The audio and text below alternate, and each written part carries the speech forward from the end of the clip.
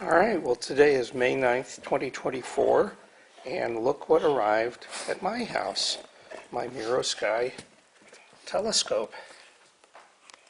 Here are the dimensions of the box. Net weight 12 kilograms, so that should be easy enough to pick up and walk around with. Put in a backpack, put in a piece of luggage, depending on how big it ends up being. The dimensions are for the box. And, an interesting warning there. All right, time to unbox it and see what we've got.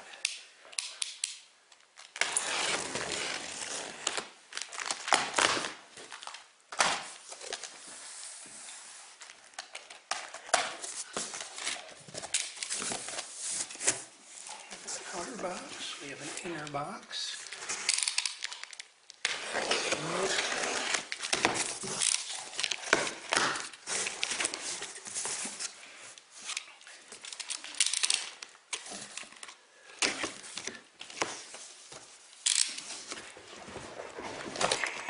First thing is a product specification book. Product specification book starts off in Chinese. It has English versions, appearance, interface description, installing the camera, preparation before star finding. This is all bilingual.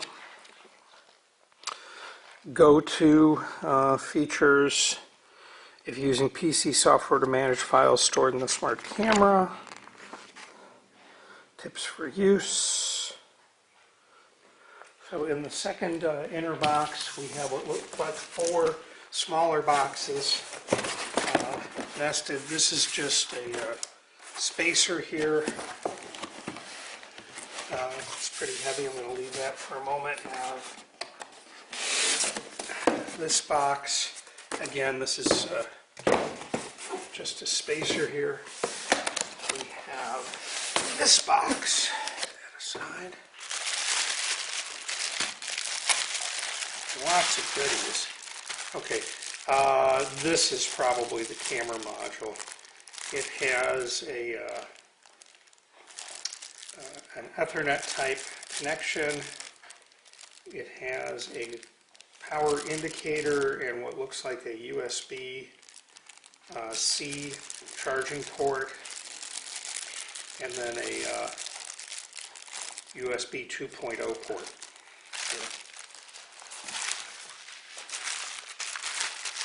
This package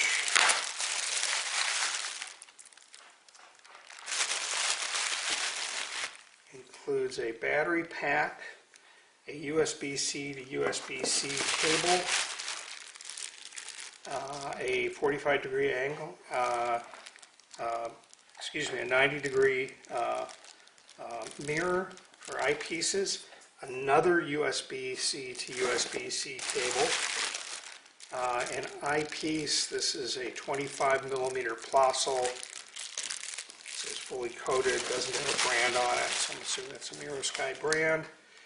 Here is a 10mm hydrogen alpha oxygen 3 filter. Very small. I'm not sure how that's going to work, but that's nice that they've got the HA plus O3 filter. Here is what looks like another eyepiece. I'm sorry, this is a 2-power Barlow lens, Mirrosky branded. Still looking in this, the smallest box, there are 2 more small boxes. This is inspect your filter before every use. This is a solar filter. And this is a big solar filter. So we've got solar filters really for both scopes here. Both the big telescope and the small telescope, which is rather nice. And then this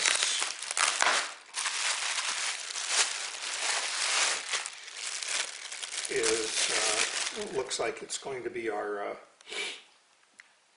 our finder scope, or our smaller power telescope.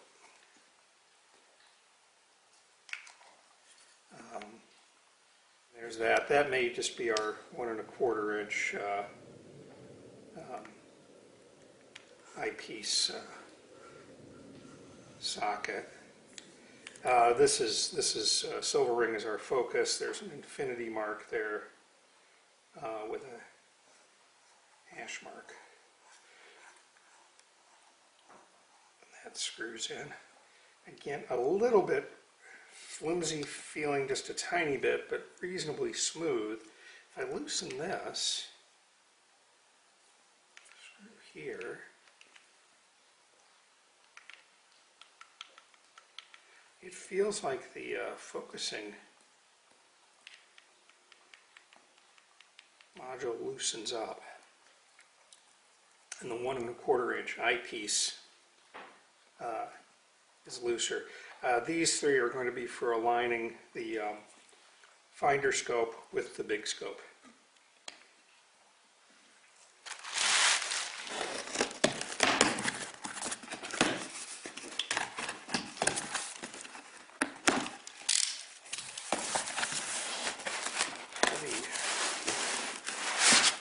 Heavy foam padding, and this is our azimuth arm and the larger optical tube apparatus attached. This is presumably for locking the dovetail to lock the optical tube apparatus to the arm. There is the eyepiece, and you would put the 90-degree mirror here. There is what I'm assuming is going to be a focusing knob here. Piece of foam there, nicely packed, not too heavy. The base has, first off, the model number on here, the sticker's coming off. There's an on-off switch. There are 3 USB-C ports. One appears to be for camera. One shows a battery with a charging symbol, and I'm not sure what this symbol is, but we will find out. So that's box number 2, is the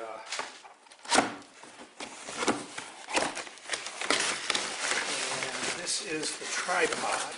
It's a spacer. We've got the leg spreader, which looks like it has holes for 3 1 1/4 inch eyepieces, and here's the tripod, which has 3 spring-loaded screws. Pretty standard, very similar looking to what you get with a Meade or a Celestron or Orion. Looks a little bit loose. Has 3 spring-loaded mounting screws, so you won't lose those. I brought out my Meade tripod for comparison, and as you can see, these are very nearly identical. And it's at the same size and heft. This centerpiece is exactly identical to the one on my Meade. One thing you want to be careful of is this little center post here can come loose. You'll want to make sure that that's just hand tightened in before you set it up. Here's the tripod more fully extended.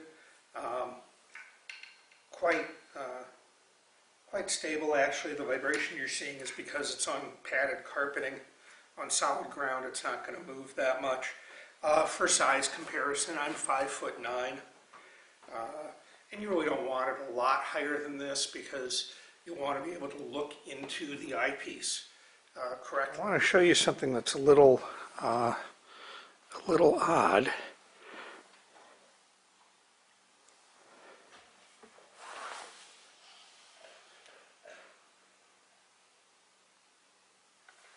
Okay, so it goes to app.mirrosky.com.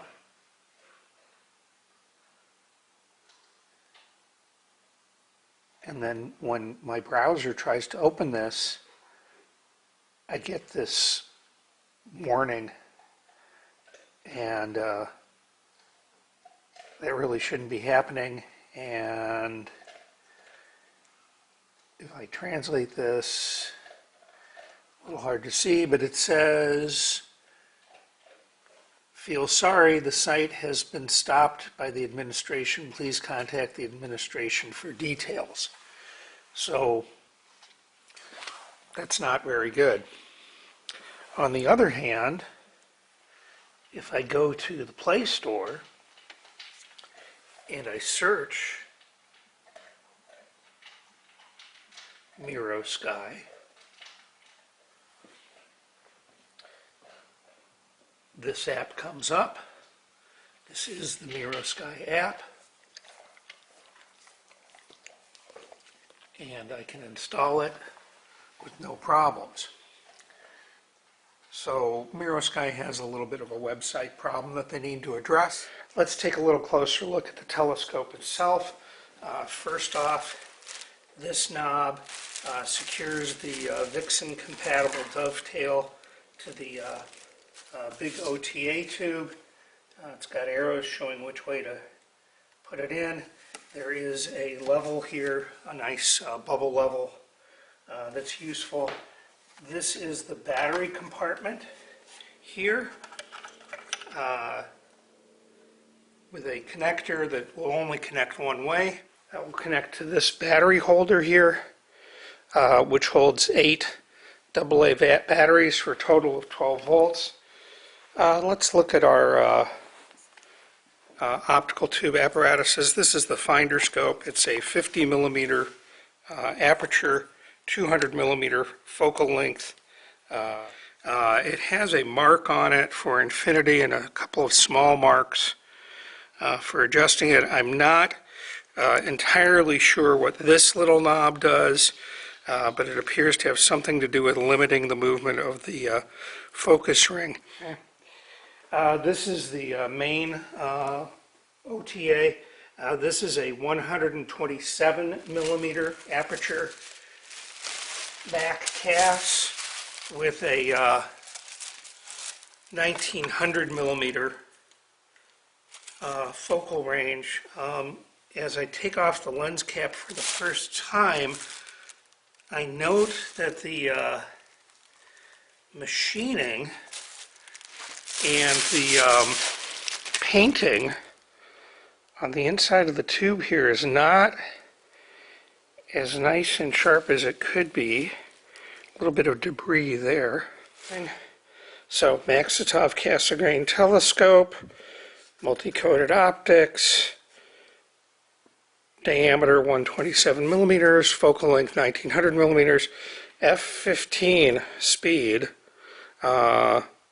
which is kind of interesting. Optics look really pretty nice and clean. I don't like this. This does not have any kind of a stop on it, which means that if you remove the finder scope in order to pack it, in order to pack the system up, you'll either have to realign it when you put it back on or have some means of getting it exactly where it was. I'm going to try setting it up with those two aligned just like that myself, and then hopefully that means that as long as I align this back end very carefully every time, that should keep the alignment. But I would have preferred that the dovetail have some kind of a stop on it so that that could really be locked into place every time. That when you look at the dovetail for the Mac-Cass optical tube apparatus with the alt-azimuth, there's a mark there, a white line.